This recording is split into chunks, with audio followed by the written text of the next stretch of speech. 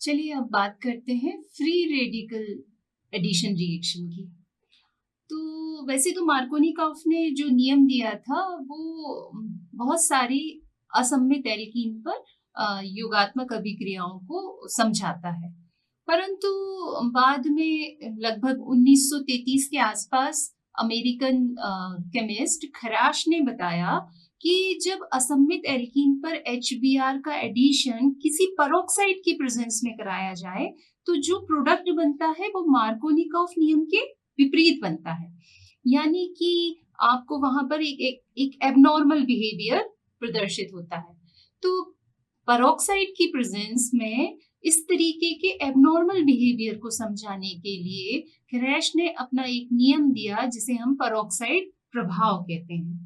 Peroxide प्रभाव को anti Markovnikov addition भी कहा जाता है।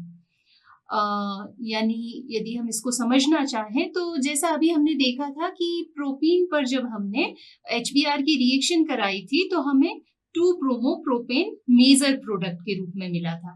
परंतु जब यही रिएक्शन पेरोक्साइड की उपस्थिति में कराई जाती है तो हमको यहाँ पर 1-ब्रोमो प्रोपेन मिलता है, यानी कि n propyl bromide major compound के फॉर्म में मिलता है। तो एक नजर डालते हैं फिर से हम। ये हमारा प्रोपीन है और इस पर हम HBr की रिएक्शन करा रहे हैं, HBr का योग करा रहे हैं। तो यहाँ पर हमको दो तरीके के प्रोडक्ट देखने में मिल रहे हैं। एक तो हमने देखा था मार्कोनिकॉफ नियम की यदि से हम देखें, यानी कि हम कोई पेरोक्साइड नहीं लेते, तो जब हम पेरोक्साइड नहीं लेते तो जो नेगेटिव मॉलिक्यूल है अटैकिंग रिएजेंट का वो उस कार्बन पर जुड़ता है जिस पर कम संख्या में हाइड्रोजन होते हैं। ये मार्कोनिकॉफ रूल है। तो इन एब्सेंस ऑफ पेरोक्साइड आपको मार्कोनिकॉफ नियम के अनुसार प्रोडक्ट मिलेगा, यानी मेजर प्रोडक्ट क्या होगा उस कंडीशन में, CHBr CH3, है ना, यानी कि 2-ब्रोमो प्रोपेन। ठीक है।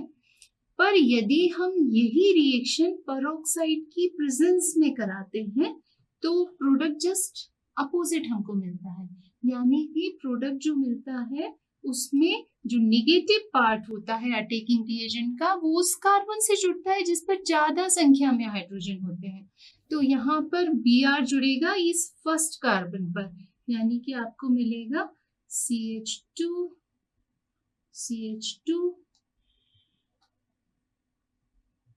Br, यानी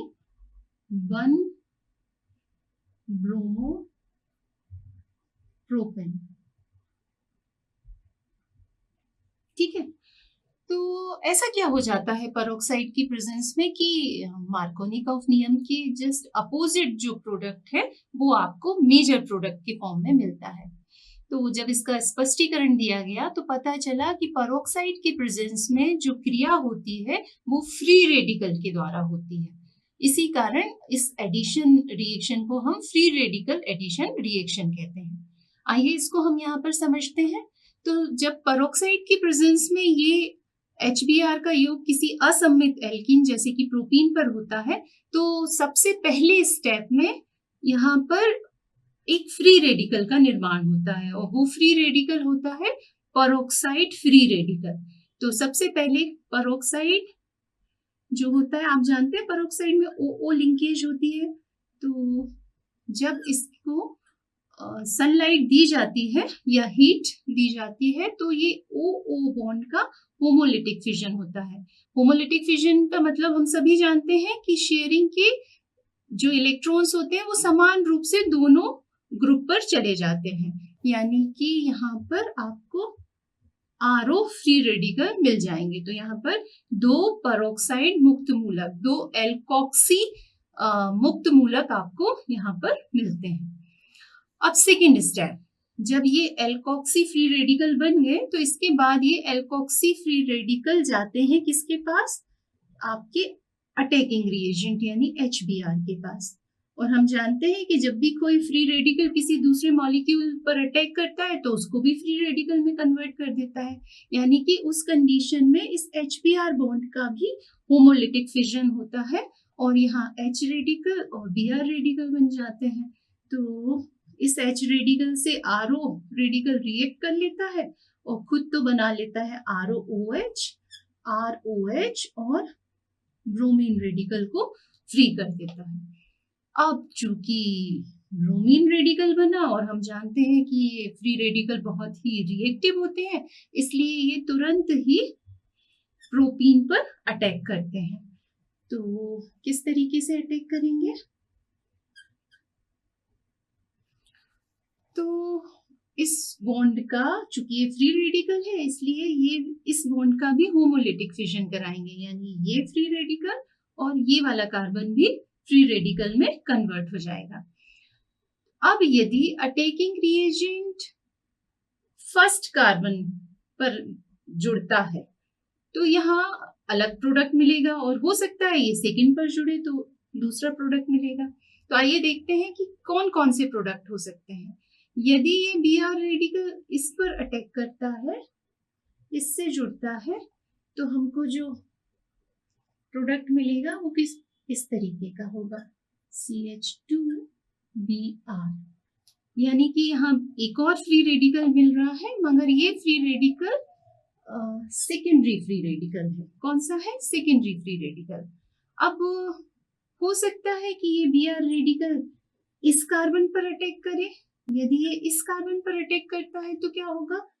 तो वो उस कंडीशन में CH3CHBr और यहाँ पर CH2 रेडिकल, तो ये वाला फ्री रेडिकल बना, पर ये तो प्राइमरी फ्री रेडिकल है। ठीक है, अब हम सब जानते हैं कि जो टर्शरी फ्री रेडिकल होता है वो ज्यादा स्टेबल होता है, सेकेंडरी फ्री रेडिकल अपेक्षाकृत कम स्टेबल होता है और प्राइमरी फ्री रेडिकल सबसे कम स्टेबल होता है।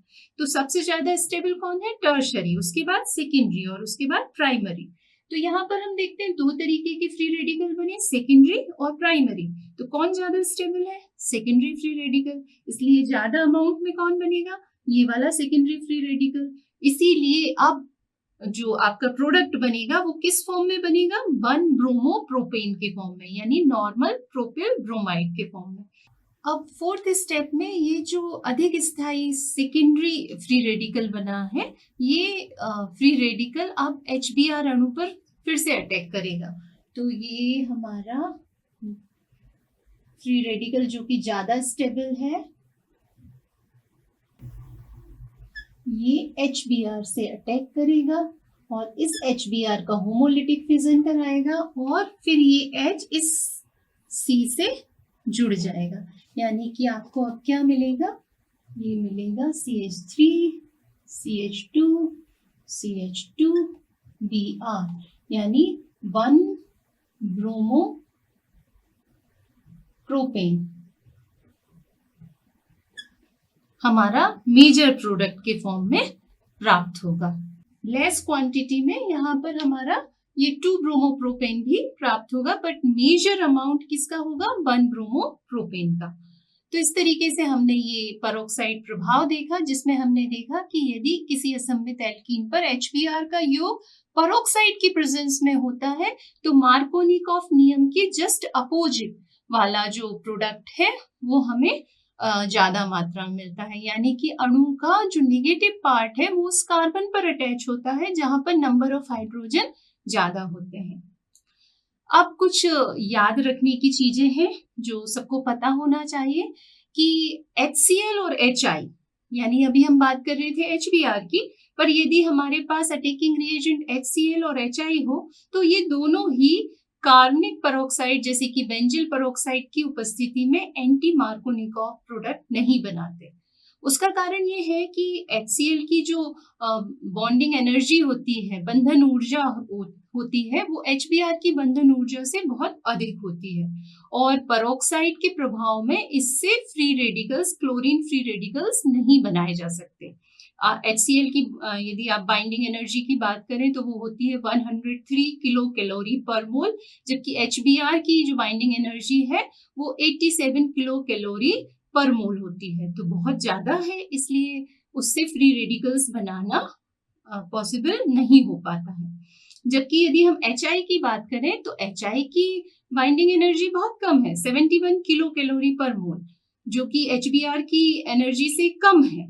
परंतु पेरोक्साइड के प्रभाव में जब इसका होमोलिटिक फिजन होता है और हमको आयोडीन का फ्री रेडिकल मिलता है तो वो तो आसानी से मिल जाता है, लेकिन ये आयोडीन के फ्री रेडिकल आपस में रिएक्शन करके आयोडीन बना लेते हैं। क्या बना लेते हैं? आयोडीन, I2 का फॉर्मेशन कर लेते हैं। इसलिए हम कह सकते हैं कि HCl तथा HI में ये फ्री रेडिकल के द्वारा रिएक्शन हो पाना पॉसिबल नहीं है। तो ये पेरोक्साइड प्रभाव सिर्फ किसके लिए है? HBr के लिए। HCl और HI पर पेरोक्साइड की उपस्थिति में भी मार्कोनिकॉफ रूल के अनुसार ही हमको प्रोडक्ट मिलता है।